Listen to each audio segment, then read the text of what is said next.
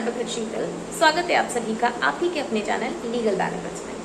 दोस्तों, आज के वीडियो में हम जानेंगे rights of the men in the property of husband and in laws. Husband और इन लॉज की प्रॉपर्टी में विमेन का क्या राइट होता है, राइट होता भी है या नहीं, और अगर होता है तो कब कब होता है, कैसे मिलता है, इन सारी चीज़ों पे आज इस वीडियो में डिटेल में चर्चा होगी। तो वीडियो को पूरा देखिएगा, स्किप किए बिना। आइए जानते हैं विमेन के प्रॉपर्टी में क्या क्या राइट्स हैं। दोस्तों, अगर हस्बैंड की सेल्फ अक्वायर्ड प्रॉपर्टी है तो वाइफ को कोई राइट नहीं मिलेगा उस प्रॉपर्टी में। अगर हस्बैंड ने अपने पैसों से खुद उस प्रॉपर्टी को खरीदा है तो वाइफ का कोई राइट नहीं है उसमें। जब तक हस्बैंड जिंदा है उसकी लाइफ टाइम तक वाइफ को कोई राइट नहीं मिलेगा। लेकिन अगर हस्बैंड की डेथ हो जाती है तो अगर बच्चे हैं तो बच्चों का हिस्सा और एक हिस्सा वाइफ का मिलेगा उसे। यानी कि after the death of husband wife का एक हिस्सा उसको मिलेगा और बाकी जितने बच्चे हैं उनको इक्वल शेयर मिलेगा, यानी इक्वल शेयर मिलेंगे। अगर सपोज फॉर एग्जांपल 2 बच्चे हैं तो जो प्रॉपर्टी है उसके 3 हिस्से होंगे। एक हिस्सा वाइफ को मिलेगा, बाकी जो 2 हिस्से हैं बाकी दोनों बच्चों को मिलेंगे इक्वल।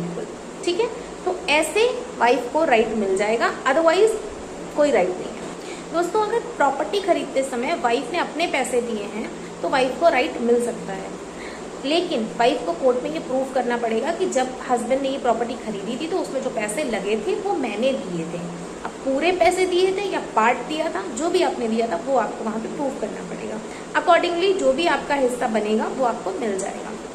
यानी कि अगर आपने पैसे दिए हैं और ये प्रूव हो जाता है कि आपने पैसे दिए हैं तो आपको हिस्सा मिल सकता है, अदरवाइज कुल मिला के हस्बैंड की अपनी खरीदी हुई प्रॉपर्टी में आपका कोई हिस्सा नहीं है। दोस्तों, अगर प्रॉपर्टी में जॉइंट ओनरशिप है तब भी वाइफ को हिस्सा मिल जाता है।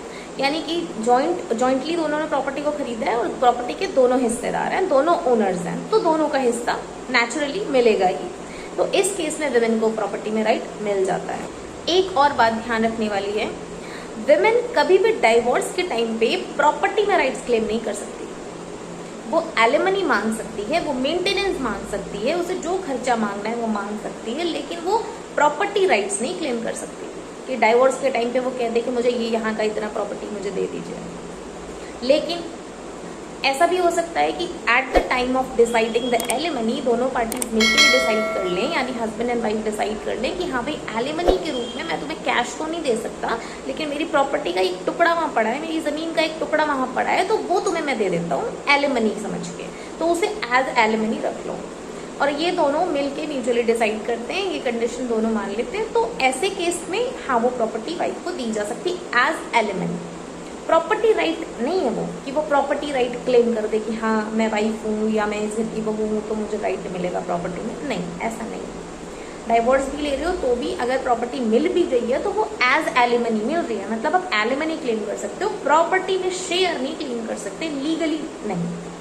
दोस्तों, विमेन अपने इन लॉज की प्रॉपर्टी में भी राइट क्लेम नहीं कर सकते। इन लॉज की प्रॉपर्टी में भी विमेन का कोई लीगल राइट नहीं होता।